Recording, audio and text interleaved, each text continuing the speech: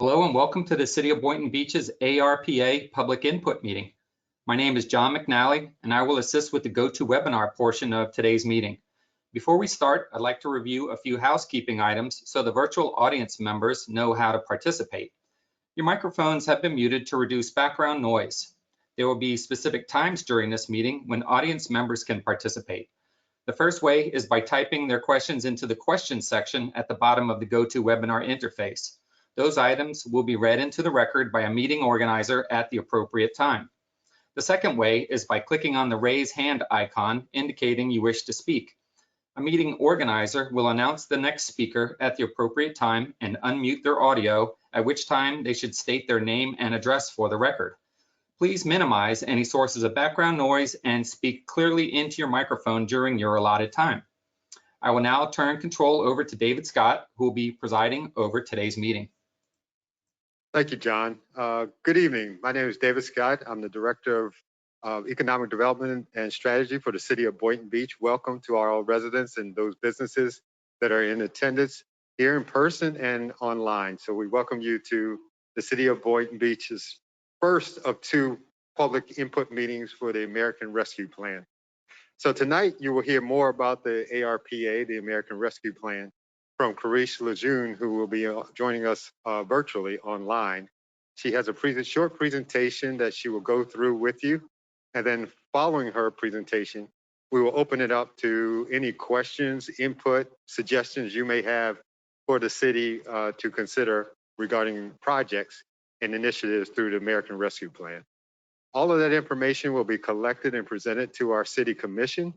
We have a workshop scheduled with the City Commission on November 16th from 3 p.m. to 5 p.m. So mark that on your calendars and be prepared to attend that as well if you choose to. But please understand that you don't have to wait for that meeting and you don't have to wait to speak here either. We have ongoing surveys online that you will be able to fill out. If you go on our city website, you will find links to those surveys. We have hard copies here in the commission chambers as well. And we have a QR code outside and around the city that if you choose to scan with your phone, you'll have access to that survey as well. So as I mentioned, those surveys are ongoing. So at any time you have any ideas, suggestions that you may think of tonight or beyond, please fill those out and we'll capture that information and provide that to the City Commission. So at this time, I'll turn it over to Carice. Carice, are you there? Hello, David. Thank you so much. Hello, everyone, and welcome.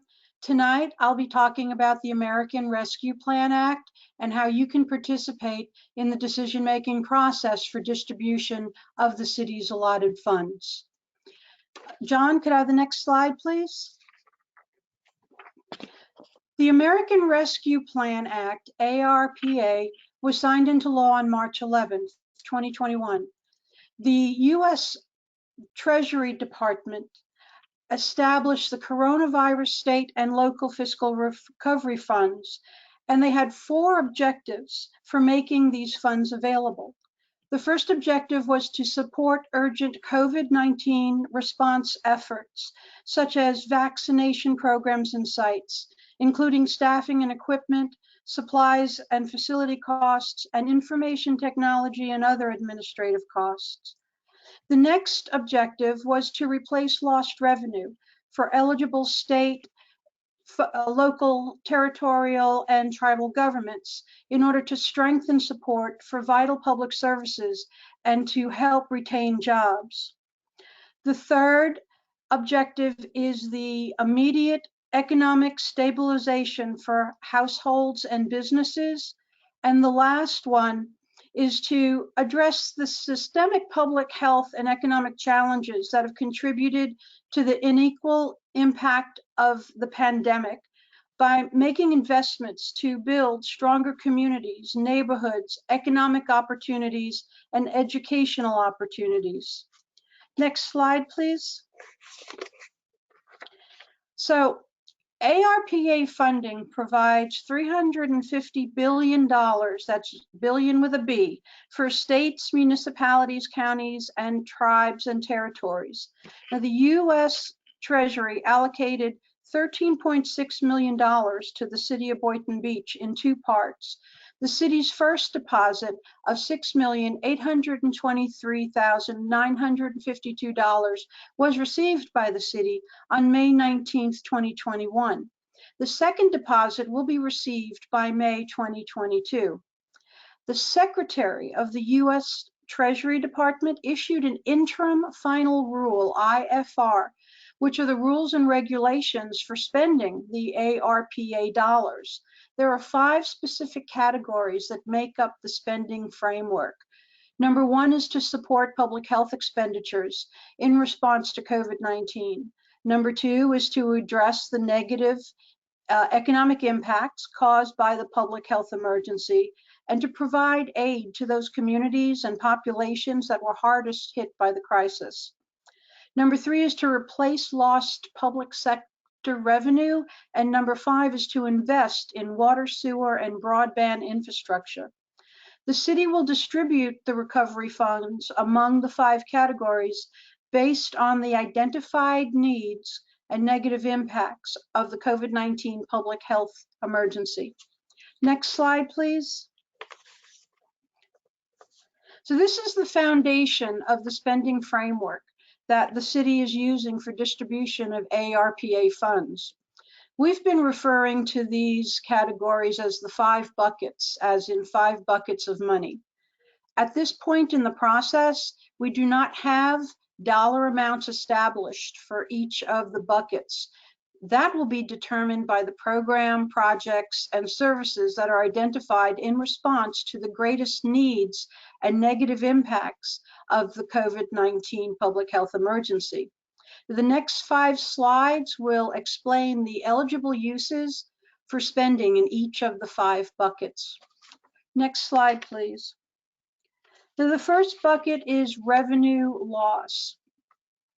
Now, providing vital services to the extent of revenue loss during the pandemic is really important to the city. The city's revenue streams were also impacted by the pandemic, just like households and businesses in the city of Boynton Beach. The ad valorem taxes, your property taxes, make up only about 17% of all revenues collected by the city that are used to provide public services, such as police and fire, EMS, water, sewer, stormwater, solid waste pickup, and many more. Lost revenues as a result of COVID-19 negatively impacted the city's ability to continue providing vital services to the community at the usual levels of service. So the U.S. Treasury has created a formula by which the city can calculate those lost revenues, and the city can then replenish them with ARPA funds in order to continue pre-COVID levels of service. Next slide, please. So now we're going to look at public health, and to support the public health response by meeting a wide range of emergent public health needs. Number 1 would be COVID-19 mitigation and containment. So this is a range of services that are needed to contain COVID-19, including the vaccinations, testing, contact tracing, and prevention in key settings like medical facilities, schools, government buildings, churches, local businesses, etc. The next one is behavioral health care. So new or enhanced services to meet mental health, substance abuse, and other behavioral needs that were either created or basically, bumped up because of COVID-19 and the fact that a lot of us had to stay inside for almost a year. And then the public health and safety staff. The pandemic response requires a major commitment of staff. Staff costs can be covered to the extent that they worked on the COVID-19 response. Next slide, please. So negative economic impact. This is the one that I feel most strongly impacts the community and the individuals and the households in the city of Boynton Beach. So workers and families is assistance and job training for unemployed workers, assistance with food, housing, utilities, internet access, and other needs. Small businesses are able to receive loans and grants to mitigate financial hardship, aid to implementing COVID-19 prevention or mitigation tactics, and of course, technical assistance for their businesses. The hardest hit industries, and for South Florida, that is tourism, travel, and hospitality. And then the city can also include other hard hit sectors based on the local economic conditions in the city. And the final one is to provide equity-focused services, services that will reach disproportionately impacted communities, specifically communities in a qualified census tract, which are low-income areas defined by HUD. Other households, populations, or geographic areas that are identified by the state or local government as disproportionately impacted can be included. And also to address health disparities, educational disparities, and promote healthy childhood environments and affordable housing needs. Next slide, please. So water, sewer, and broadband infrastructure. By investing in key infrastructure to deliver clean water and reliable broadband internet services. Water and sewer infrastructure projects or activities that would be eligible under the Federal Water Pollution Control Act or the Safe Drinking Water Act. For example, you could construct, improve, and repair wastewater treatment plants, improve drinking water infrastructure, control non-point sources of pollution, improve resilience of infrastructure to severe weather events, and manage and treat stormwater. And then one that we're painfully aware of now in 2020 and 2021 is cybersecurity. For broadband infrastructure that is designed to provide service to underserved households and businesses and can reliably meet or exceed symmetrical upload and download speeds of 100 megabytes per second. The city has been asked to prioritize projects that will achieve last mile connections and integrate affordability options for users considered as being unserved or underserved in the community. Next slide, please.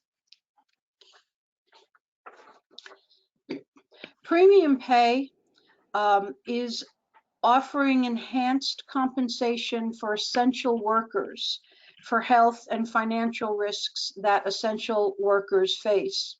The U.S. Treasury created the definition for essential workers, and those are city workers who are in critical infrastructure sectors, who regularly perform in-person work, interact with others at work, or physically handle items that had been handled by other people.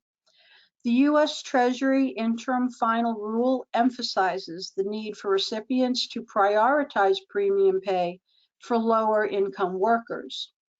Premium pay that would increase a worker's total pay above 150% of the greater of the state or county average annual wage would require specific justification for how it responds to the needs of those workers.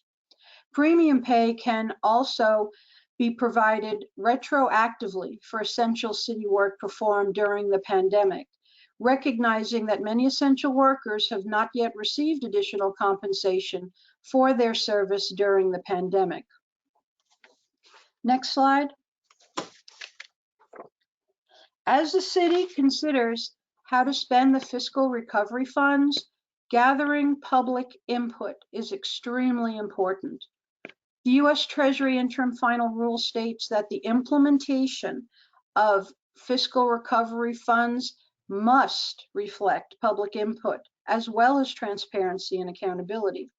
It is the responsibility of the city to assess and to determine whether a program or service responds to the COVID-19 public health emergency based on the Treasury's guidelines.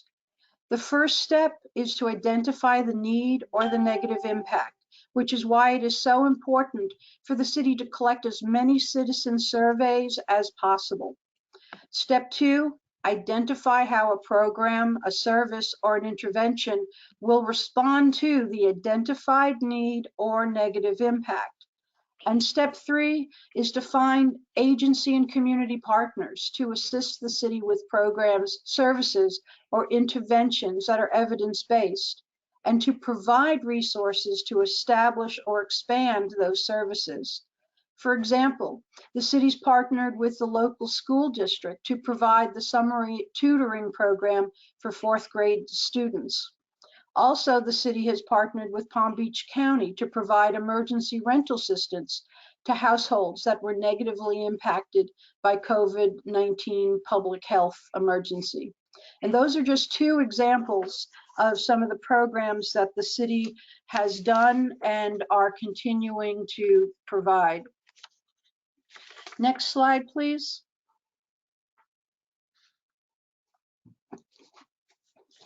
So, in order to receive direct input from the public to assess and identify the greatest needs that are still unmet, the city created a community survey available in English, Spanish, and Creole. Staff has already been receiving and analyzing submitted surveys, but we want to hear from more citizens and businesses. We want to hear from you. Let your friends and your family and your coworkers who reside or work in the city of Boynton Beach know how important it is to complete the survey. In the next slide, I'll tell you how. Next slide, please. Okay. So you can visit the City of Boynton Beach website or follow us on social media to access the survey. The city's website, Facebook, and Instagram. You can even take the survey on your smartphone by using a QR code app on your smartphone.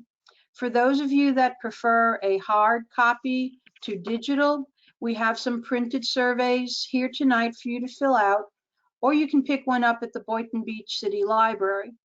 There's also library staff available to assist you if you need help completing the survey. Next slide, please. As David had mentioned in the beginning of the meeting, we will be continuing to have public meetings. There'll be another one on October 28th at Fire Station 3. That'll start at 6 p.m.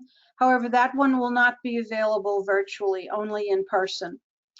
And there'll be a City Commission workshop open to the public on November 16th, where the Commission will discuss project options that have been identified by the surveys and the public meetings. So it's important that you fill out those surveys right away and get them submitted as soon as possible.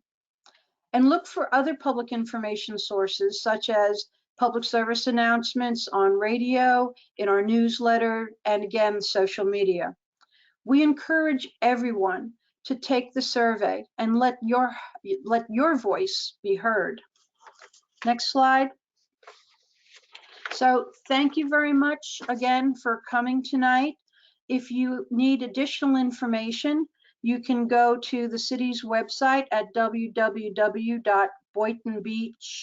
boynton-beach.org/ARPA, or call the number on the screen or email arpa@bbflus. And David, that's it for me. Thank you, Carice. We will now open the floor up to any questions, comments, suggestions that you may have. Please come up to the front if you have any. We will allow 3 minutes for each of you to make any comments that you may have. Again, we're open tonight for any comments. You also have the survey that's online, that's ongoing, and you could actually scan the QR code. So we'll start with those that are present here, and then we'll open it up virtually as well. Ma'am, if you don't mind coming up to the mic, we'd like to record your suggestions tonight. So please come up. Thank you. Good evening. My name is Brenda Lee Williams. I've been a resident of Boynton Beach since 1959. I've been a homeowner in the city of Boynton since 1975. I thought these questions were a little broad and vague, and you're talking about having input, but the input, you know, is sort of like who's counted as essential workers, who's counted as these people getting this extra money, what tax ramifications will they have as far as getting, is it considered like a bonus? We don't know. I don't know what it is. And I'm going historically by how Boynton has been all these years. The most impacted people are the least ones that get any of this assistance or services that are available, that will be available. Now, one of the things that we had, you say, working with people within the city is the faith-based CDC. They used to get a recurring grant from the city every year to help with the different programs that they had implemented. All that's gone away. So what you need to do is look at the historical data that was going on in the city prior to all this and implement some of those same programs that they had then. Because there's no sense in reinventing the wheel when you already had things in place that were assisting the residents of Boynton. And I just hope and pray that this does not happen again, where, like I said, the most impacted people are the least ones that get major surgery services. It's spread out all over west of Congress, nothing over on the inner city of Boynton. I had something else to say, but my 3 minutes is up. So, but these questions are very broad, and it doesn't give any input as to what it's going to address specifically. Thank you, ma'am. And Carice, you could certainly help me with some of these answers. As far as you leveraging the faith-based CDC, Katora Joseph is part of our partners as well. We've already partnered with her on a rental assistance program. So faith-based CDC is one of those partners that we reached out to. And there will be others. There are others. But as you mentioned, there are a lot of programs out there, and that's part of this process to hear some of those things that you feel are working and that we need to reconsider as we go forward. So we welcome your input. If you weren't able to list them all tonight, if you think of them, please reach out to us. We want to make sure that they're included. David, there is one thing that I just wanted to mention that wasn't in the PowerPoint slide, is that the city, as we're gathering all of this information, all of the survey comments are right now being put into a spreadsheet and put into different categories based on those 5 buckets that we talked about.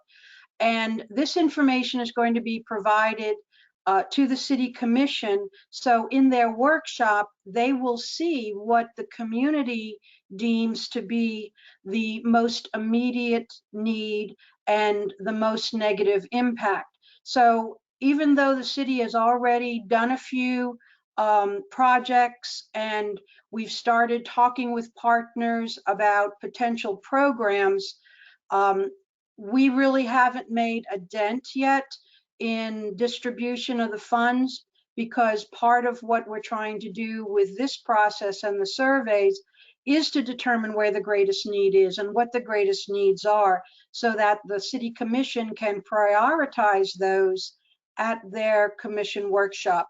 So I hear what you're saying, and we will make sure that when that workshop discussion happens, that the City Commission knows where the community feels the greatest need is.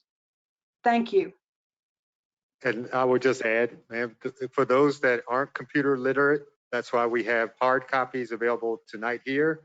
There are hard copies available at our city library, and those that may have trouble filling them out or need help or assistance, library staff is available to help fill out the surveys as well. So we wanted to make sure that we provided the opportunity for any and everyone that wanted to participate in this process. And if you have any suggestions, again, please get them to us. No suggestion is too small. We certainly are open to collect all of that information and provide it to our city commission.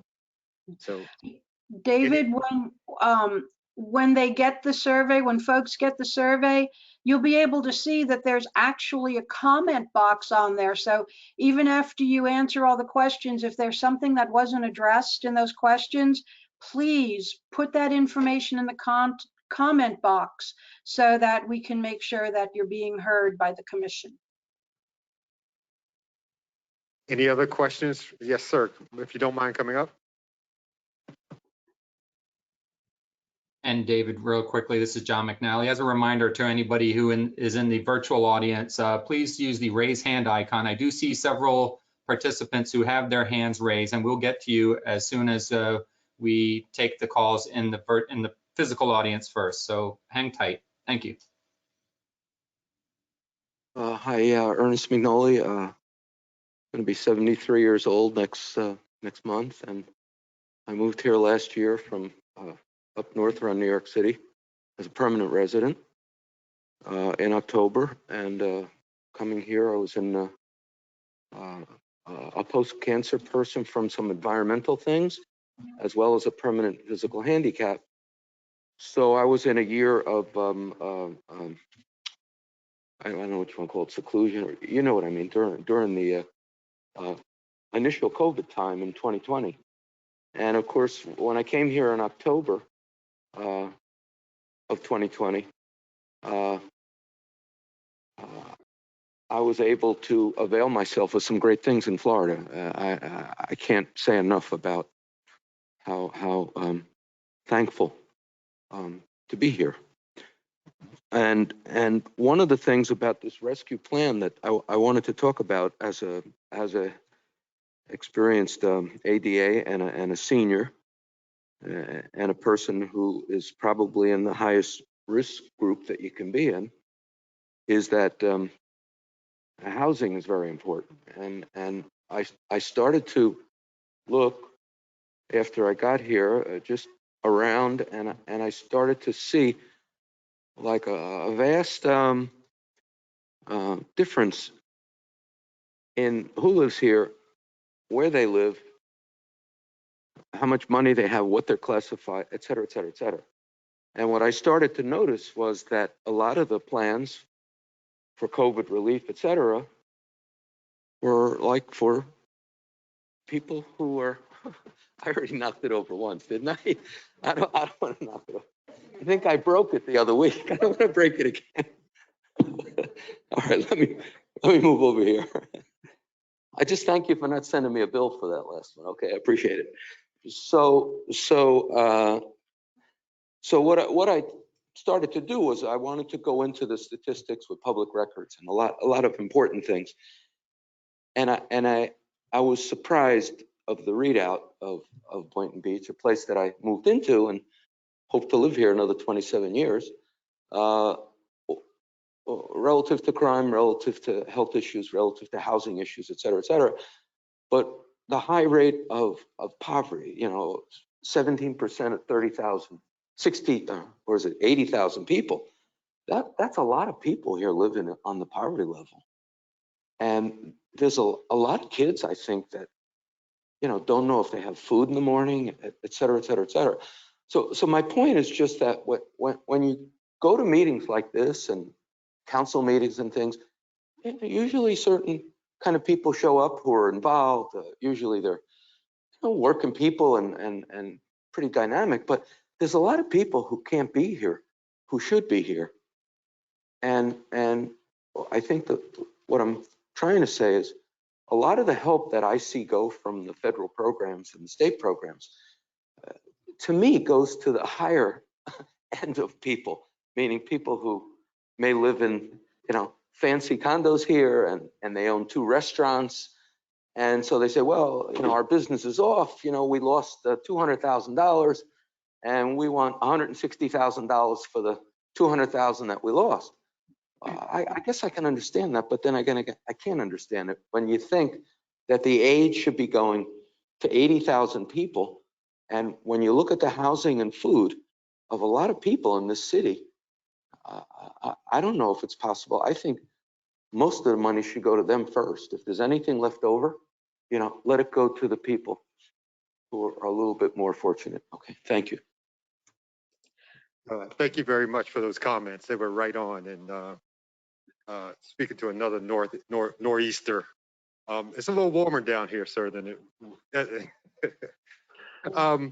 Absolutely, your comments are spot on. The American Rescue Plan, as Carice mentioned, is really one of the key focuses is for those communities that have been most impacted by COVID, which happen to be a lot of our underserved communities. But in addition to this conversation, the commission asked us to put together and lead a racial and social equity assessment for the city of Boynton Beach. So a lot of that information is coming back in and is pointing to some of those disparities within the city. Food insecurities is high on that list. Mental health for our seniors who have been locked into their homes because separated because the kids, they were worried about COVID, so they stay inside, and then you end up, some lose a spouse, and then they even more isolated, and that leads to other mental health issues. So mental health is high on our recommendation to the city commission. So all of those things that you mentioned, seniors, food disparities or food insecurities, job training, those things are popping up as well. So you'll see a lot of those recommendations coming forward as we make those recommendations to the commission. FIU is our partner. They are certainly providing that input. They've been doing a lot of community meetings. We have a lot of stakeholder meetings. So that information that you mentioned was spot on. You will see that part of the recommendation back to the commission as well. David, what you said about the stakeholder committee, stakeholder meetings goes right to the point that gentleman was making. One of the upcoming public meetings is actually a nonprofit meeting that David and his group, his team there at the city have put together. So they're inviting all of the nonprofits to the table to talk about their needs, specifically nonprofits who cater to the people who are disproportionately impacted economically and of course by COVID. So even if we don't have a lot of people show up at these public meetings, although we would love for everyone to come out so we could meet them, we are going to be talking to the nonprofits who are in the trenches, so to speak, who know what the needs are, who can speak for the folks who don't come to the meetings. John, we're ready for some of those online. Yes, thank you, David. I have Ellen Jones who has her hand raised the longest, and I have unmuted you, but you are self-muted. So if you could unmute your microphone on your end, there you go. Thank you. Yes, this is Dr. Ellen Jones, and I'm a Boynton Beach resident and also an alternate member of the Arts Commission. But my background is primarily in reducing health disparities. So, Carice, thank you so much for a very succinct overview. That's a lot of information, and I really learned a lot about it. Thank you. I just wanted to ask 2 quick questions. One, on the survey, the amount that's listed on the survey, am I correct in thinking that that's the amount for 2 years? The 13? Oh, the 13.6 million? Yeah. Yep. Actually, the Treasury has given us 4 years to spend the money. The city got the first, they cut it in half, what they're calling 2 tranches. And the first tranche they received in May of this year, half. And then the other half they're going to get May next year. But The city has until 4 years to encumber the money, and then any projects have to be built out and completed by 2026. Okay. Second question is, how much of the money that was awarded in May has been spent to date? Is Mara there, David? No, she is not. Oh, yeah, she is. Hello, Mara. This is our finance director, director of finance for the city of Boynton Beach. All right, so of the 13 million, I think right now we have about 1.8 that we've allocated or set aside projects for at this point.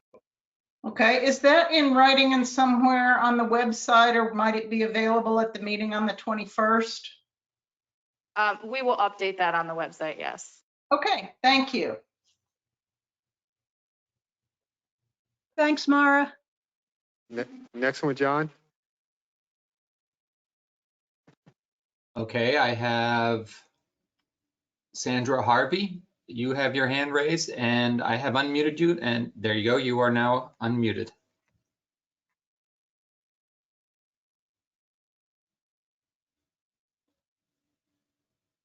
Sandra Harvey?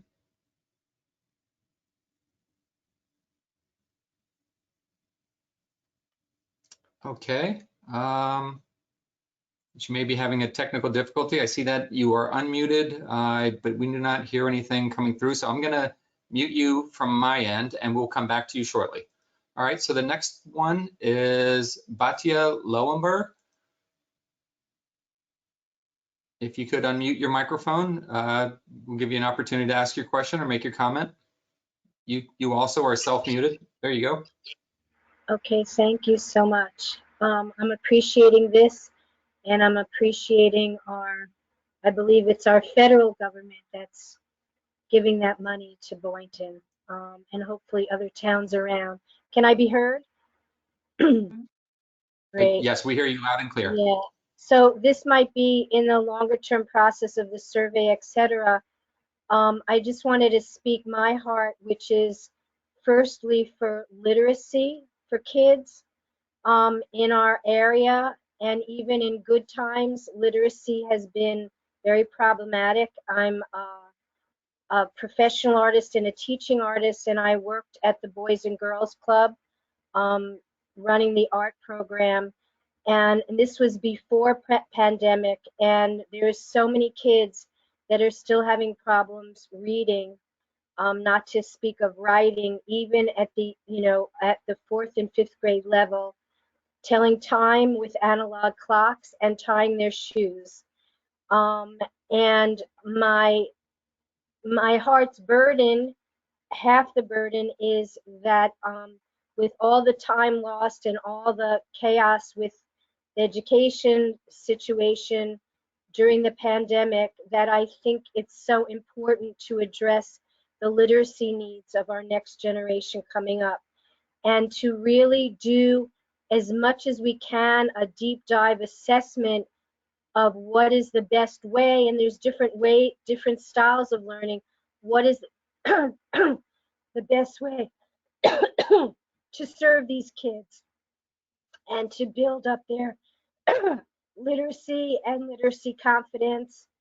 On the other side of that, which I think can be related ultimately, as a professional artist in the area, I've gotten a lot of grants, and I've done public art projects with Palm Beach County, with Boynton Beach, with West Palm Beach and other places.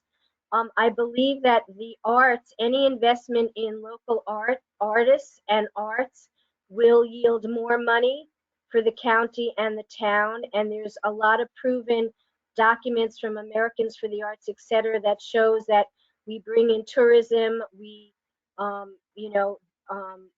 hospitality, all sorts of things. And so this might be down the road a ways, and I'm in touch a little bit with Glenn Weiss, he's probably on here, who's the public art administrator. If there's a way for some of that money to go towards supporting artists that can also work with kids in the schools and build out literacy projects through the arts, that will benefit both communities, and that it might be that, we have a screening process, maybe 5 artists of all different disciplines get part-time or full-time pay for a few years, like the WPA project under Roosevelt during the Depression. And that part of their projects is really, after much study, bringing the arts to the schools and to individual kids, and building out literacy and arts projects that could really make a difference with some kind of specific objectives and goals that can be reached, and seeing a leap of progress there.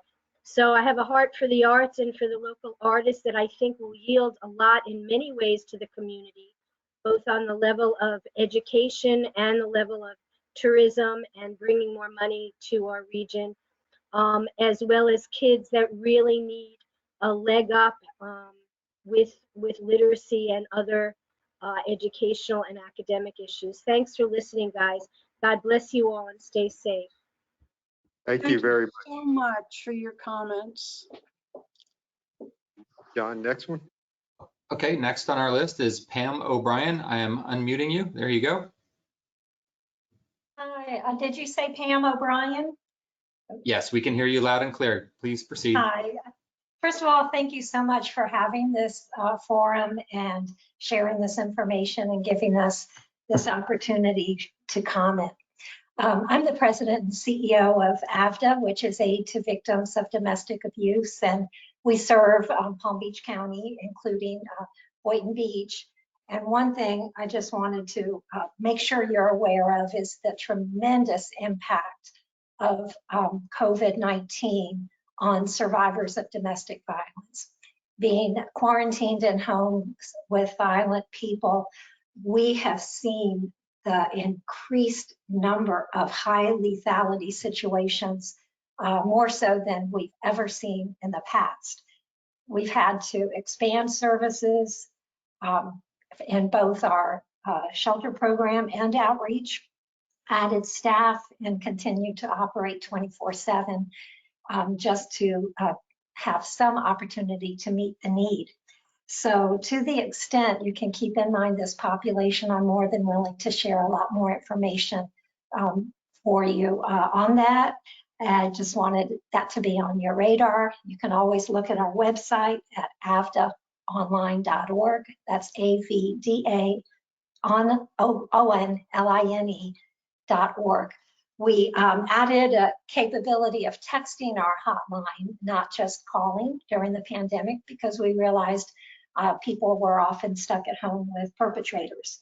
So then the recent FBI report that just came out 2 days ago showing the highest level of murders in the entire time that the FBI has been keeping records, many of those intimate partner violence murders because of domestic violence.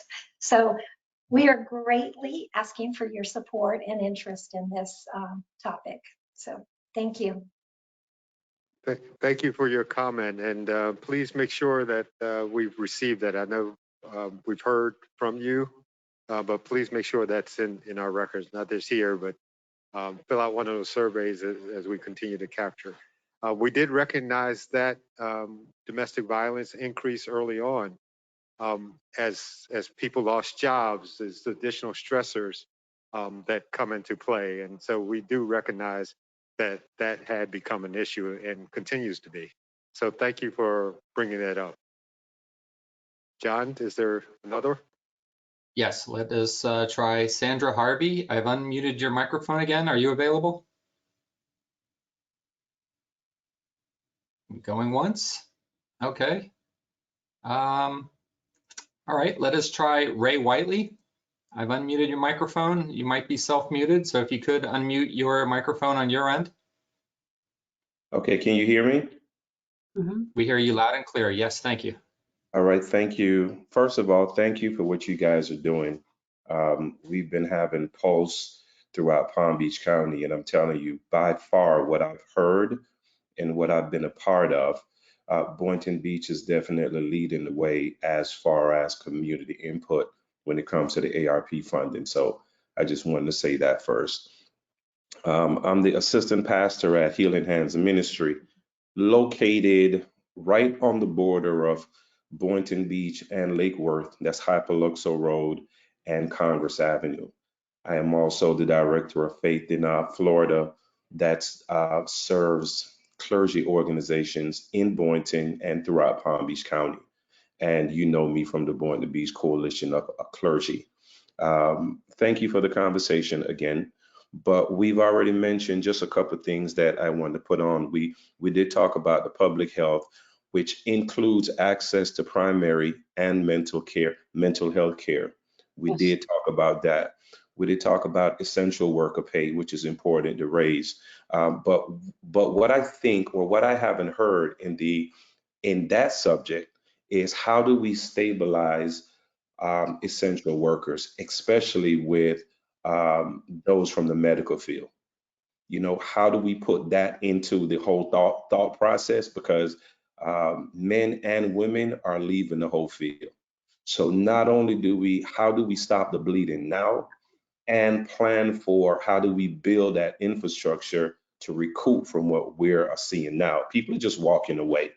So paying them to make them whole, but how do we stabilize that whole system? One more thing that I did want to bring up to is building the capacity of organizations to continue doing this work after this money run out, right? I think that we have a lot of organizations who have direct reach into impacted areas, but we need to help build their capacity to continue doing the work. We know that this is a small window, and we know that we have a lot of funds, and we know that we have the commission that is really, really focused on putting the money where it's supposed to be. Mhm. You know, Carice, you're doing an amazing job. Hopefully we could have a one-on-one. I know that David's doing a great job. Lori, everybody's really doing a good job, right? But how do we focus on building the capacities of these smaller organizations that have direct reach in the communities? I don't want to, I do want to lift up churches who's been doing the work for since COVID started. You know, we've been praying for folks and ministering to folks, so we are seeing that direct need. We are feeding folks. Churches may not be saying those things, but they are. They've been carrying the weight of what's been happening, especially in the Black and brown community. So I did want to have those conversations on the record. Public health, essential worker, stabilizing and building the capacities of organizations to continue doing the work after this ARP funding is delegated. So God bless you all, and thank you for giving me the opportunity to share. Yeah. Ray, thank you so much for all your comments. All of them are really spot on.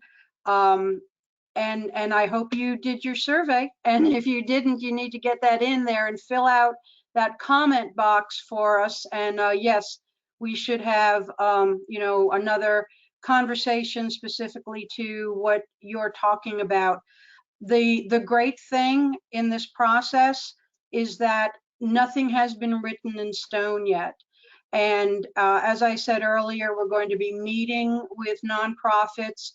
We're going to wait until we have all the surveys in, analyze, determine what the community, individuals, churches, businesses, nonprofits, we want to hear from everybody to identify the most immediate need and the most negative impact. And then from there, together with the commission staff and the community, we can build those programs. Now, one thing that the city realizes that we are not in the social service business. However, we have a unique opportunity at this point in time to partner with those nonprofits and social service organizations that are in our community that have boots on the ground. So thank you so much again for your comments. And I know I speak for David and the rest of the staff when I say we are really excited to use this money, not only as an immediate fix,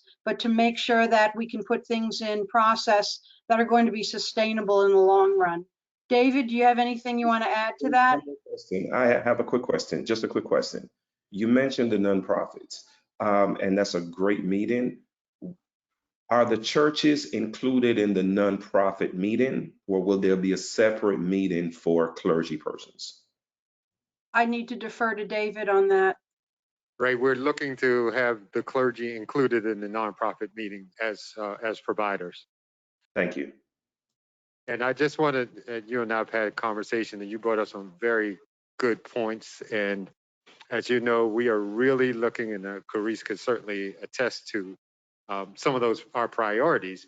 They have been looking to partner with organizations that create sustainability within the community. So long beyond this money, we want to build community capacity to continue to provide services to the community, because they don't go away just because the money goes away. We have to find other ways to provide a stream of funding, and those that are ongoing continue to provide those services to the community as priorities for the community. So I'm glad you brought that up, but that will be part of our evaluation as well. Okay, David, I have a couple of questions that came in anonymously. And the first one is, the question is, where can I go for rental assistance? Can you answer that? Yes, we'll have John Durgan's going to answer that for us. Hey, good evening, John Durgan, Economic Development Manager for the City of Boynton Beach. So Palm Beach County currently has a rental and utility assistance program that they're administering, and they've partnered with a number of nonprofit organizations throughout Palm Beach County to help administer that program. Luckily enough, one of those is in Boynton Beach. That's Pathways to Prosperity. If you want to give them a call, they have somebody on staff dedicated to helping people apply for that program, help them collect the appropriate documents needed, and help them decide if they are eligible for that program. Again, that's rental and utility assistance. So that's also electric, gas, and water for your utilities. And that's up to 12 months of rental assistance and utility assistance is provided. The phone number to call is going to be 561-903-7743. That's the main line for Pathways to Prosperity, and they'll get you to the appropriate person so they can help you with that process and then provide the information you need to see if you do qualify. And just for the record, again, it's going to be 561-903-7743. Okay, thank you. And the next question that I have posted is, where can I go for food assistance?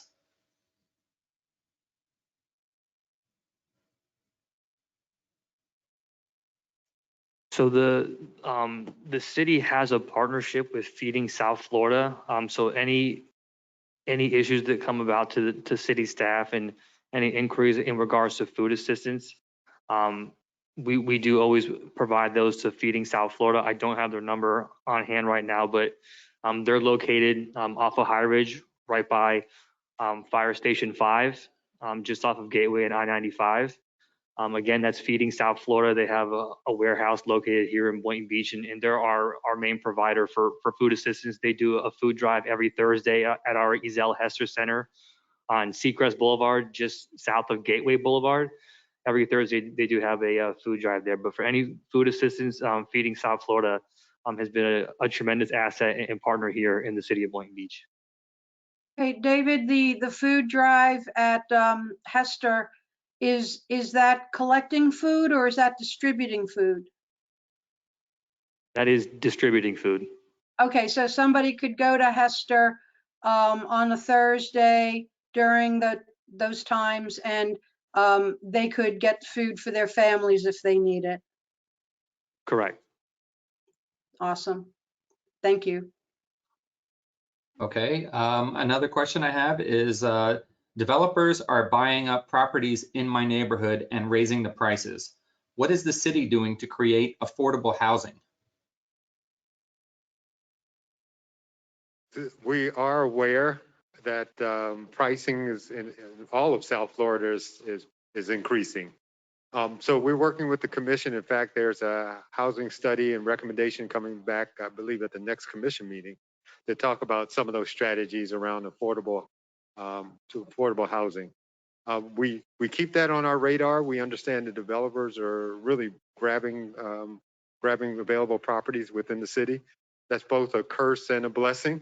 That means people are investing here. Boynton Beach is the next hotspot, but we got to do our part at protecting those what we call legacy residents, those that have been here, those communities that are here and have established roots here and have grown up here and raised kids here. So part of our strategy through ARP, as well as other strategies, are how do we maintain those communities and help continue to protect them.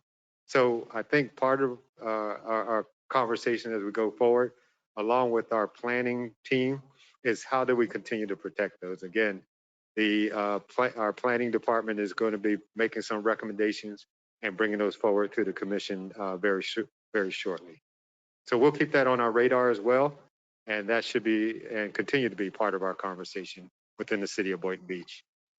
Hey, David, the CRA, our Community Redevelopment Agency that the city partners with, aren't they building some affordable housing in the heart of Boynton area as we speak? Yeah, absolutely, Carice, thank you. The CRA does have, and so does the city of Boynton Beach, look to encourage affordable housing. As Carice mentioned, there's a current affordable housing project within the CRA district. And as I mentioned earlier, part of our strategy is to encourage development, as development occurs, to encourage an affordable housing portion of that or consideration within each of our development.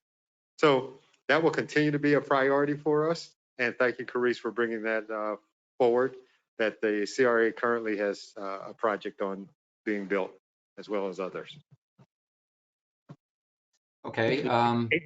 John, if I could just add in for the record, for Feeding South Florida, just to provide that information for the food assistance, their phone number is going to be 561-331-5441. Thanks, John. Okay. Yep. And just for the record, there were a few comments in the session, and I'll read those off really quickly. The first one is from Tarnesia Lathan. She mentions, "I pray God lay on everyone's hearts to do the right things." Very uplifting. The next one is from Melissa Chuizano. "I agree the arts and music programs around could use some help and attention." And then also, again from Melissa, "As a permanent resident of Boynton Beach, I think you are on the right track for making wrongs right for our community. I'm going to fill out a survey and post on social media to local friends and families too. Thank you everyone for holding this tonight. We appreciate you all." And finally, this one just came in from Claudia Stein. "Can some of the funding be used for the upkeep of our cemeteries? Respect should be shown to our veterans and the pioneers of Boynton Beach. Headstones cannot be seen, overgrown with weeds. Expensive vases are being knocked down and damaged. It seems to have gotten worse during the pandemic. Can the city consider these areas for much needed help and attention?" Well, thank you so much for your comment. The way it stands with the U.S. Treasury and their interim final rules, which are the rules and regulations, maintenance for cemeteries is not an eligible use. However, because you have made this comment during this public meeting, it's being recorded and it will be provided to the city manager. Now they are aware that there's someone in the public that feels there needs to be better maintenance at the cemetery. So your voice is being heard, and we'll make sure that that comment makes its way to the city manager. Thank you, Carice. I think we have one more comment here. So, sir, if you want to come up.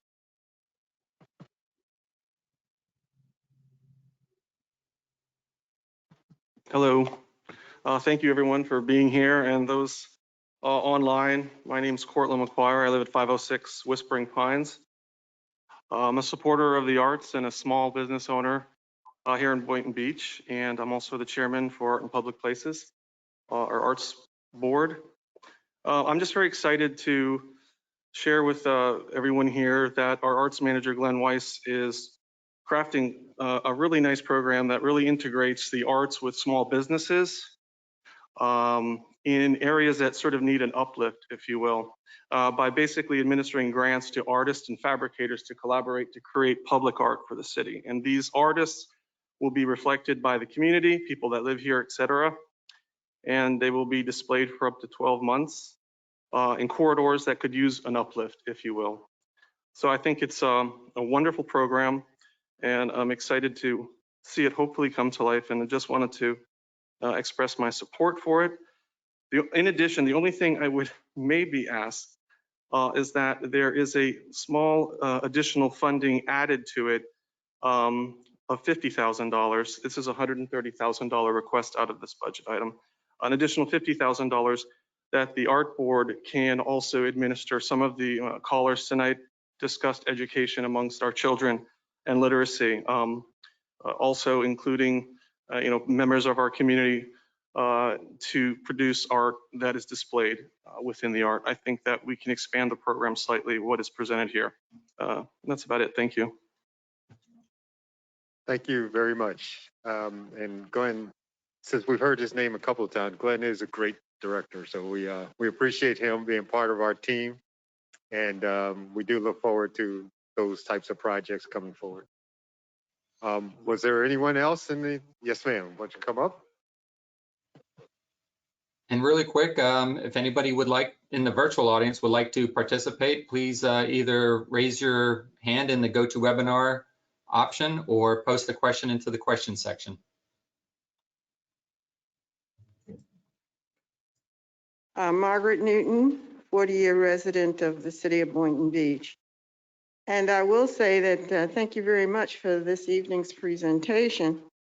I was a little dismayed when I thought I heard an emphasis on one of the 5 buckets that was spoken of, and that was a little disconcerting. I think everything should be on an equal footing right now until you get the information from our community as to what they want done. But what I would like to see is a digital inclusion strategy, broadband throughout our entire city, not just in various parts of our communities. For example, if you go down 10th Avenue in Boynton from 10th on Federal to Seacrest, you constantly get interruptions with your cell phones, et cetera, because of the broadband. I'm assuming, I'm not a broadband person, inability. So I would like us to see a strong emphasis on digital inclusion. And what is that? And what do we have to do? And whom do we have to partner with? Comcast, et cetera. But when we talk about the entire city and the entire city benefiting from certain parts of the program that you're talking about, making sure everyone has access to that internet as we move forth into the 21st century is extremely important. And as you know, there are parts of the community that do not have access. And in fact, probably if the word broadband is used, there may be questions even as to what is that. And that's not good in terms of uplifting the city and making sure that there's equal access for all. Thanks. Yes, ma'am. Thank you so much for bringing that up. I know I wasn't able to spend a lot of time on broadband, but the emphasis from the U.S. Treasury is to provide broadband internet service to our unserved and underserved households in the community. And when they say that they want to concentrate on the last mile, and that's usually the connectivity. So if you have a section in the city that has broadband and then you have a section of underserved or unserved community, then we want to concentrate on that last mile of connecting that broadband into the underserved households in the city, because especially during COVID, that's something that we all learned, unfortunately, is that as children were being moved from the in-classroom learning to online learning, any student that didn't have broadband internet connectivity of at least 100 megabytes per second coming into their home, they were at a disadvantage, a learning disadvantage from other students in their same class and grade that perhaps had that availability of internet in their home. So that is something that has been discussed in detail. I know that behind the scenes, there's discussion with the county and the school district on how we can partner to make this happen. But your point is right.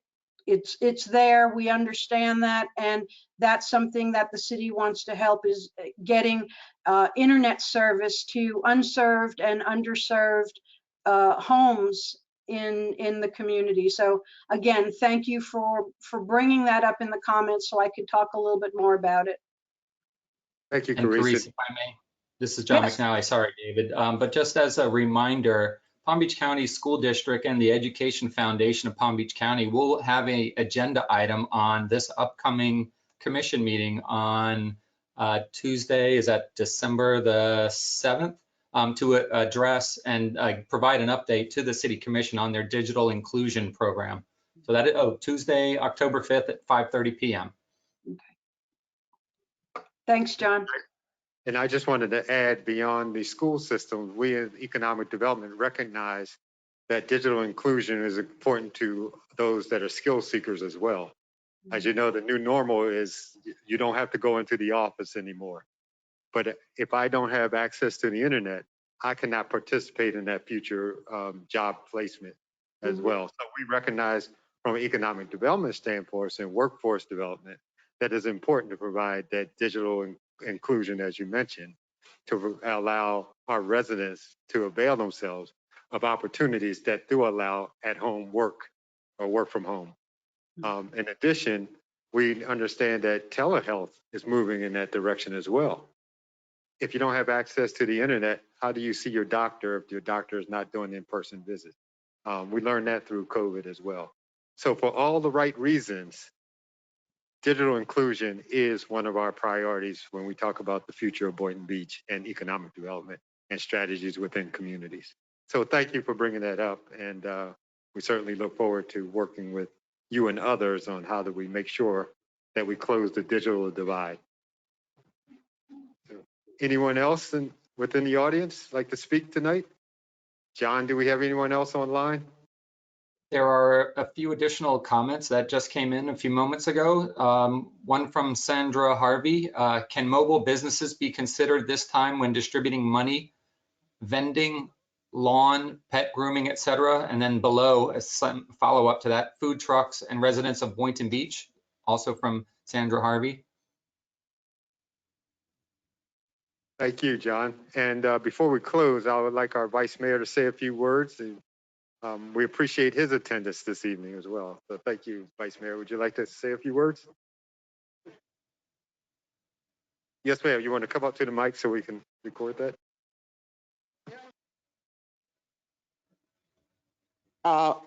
That there was some bidding in September on some properties that were over in the Cherry Hill area. Did the city of Boynton participate in any of those bids? And if you did you get any of those properties?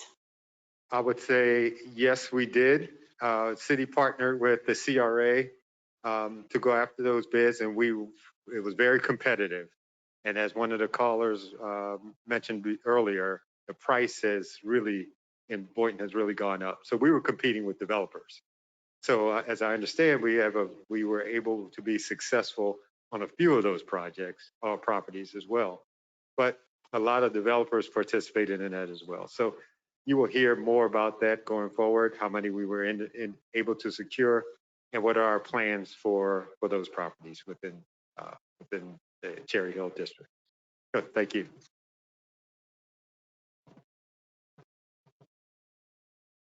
Thank you, David. My name is Woodrow Hay. I'm Vice Mayor of Boynton Beach. And first of all, I just want to thank you guys for coming out to this meeting.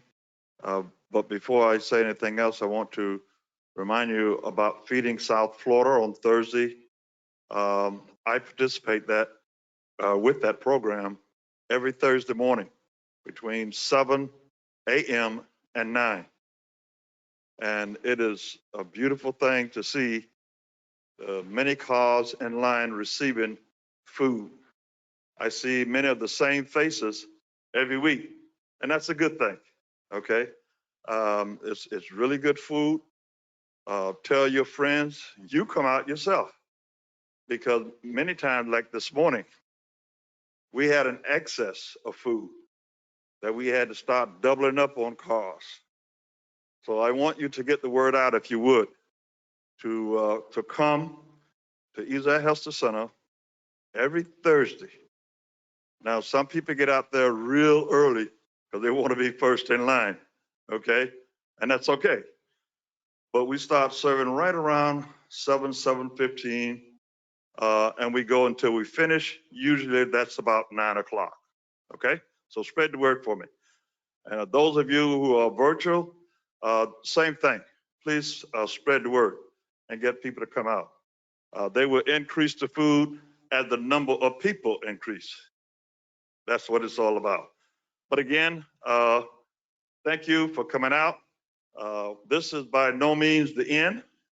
If you happen to get a brainstorm when you get home, you've got the information on how to submit that information through our website, through hard copy, through getting in contact with David, John, or any of our city staff. We'll be more than happy to help you. This is important to Boynton Beach. This is our opportunity to get some things that we really, really need. And we're doing this to make sure that we spend the funds properly and for what we really need. So we're gonna look at it.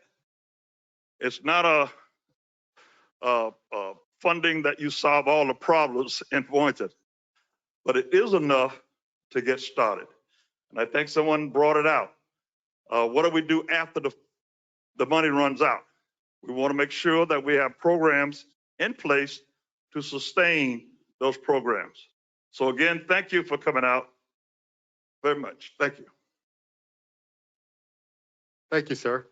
Well, with that. And David, real quick, I do have one last comment, if I may add this in, just so that it's read into the record. This is from Batia Lowenberg. She says, thanks, Artboard and Glenn. The collab with artists and fabricators is fabulous. And then adding a budget item for artists to help elevate community literacy, especially with young kids in underserved neighborhoods. Thank you. I am available to share more of my vision on that.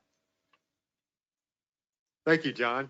Want to thank you for all the hard work that you've done as well, John, and the staff. So we appreciate it. Thank you all for coming out tonight. Look forward to the next public meetings. If you have any ideas, as the Vice Mayor mentioned, please refer them to feel free to submit them through our website, our surveys. We really want to hear from you. It really is, how do we use this money effectively for the community of Boynton Beach? And so it really is about our businesses and our residents and how do we support them. And I love the arts idea. I love the community idea. I love using existing services if they're out there and resources. So get them into us. We need them, and we make those recommendations to the commission on the 16th of November from 3 to 5. So look forward to hearing from you. Continue to submit those comments, and thank you very much and have a good night. John, you have a closing for us? Yes, thank you, David. As a reminder, a recorded version of this session will be posted to the City of Boynton Beach's YouTube channel. Links to that channel are available on the City of Boynton Beach's website at boynton-beach.org. This concludes today's meeting. On behalf of David Scott, Carice Lejeune, and all of our city staff, thank you for attending today's City of Boynton Beach ARPA public input meeting. Be safe and enjoy the rest of your day.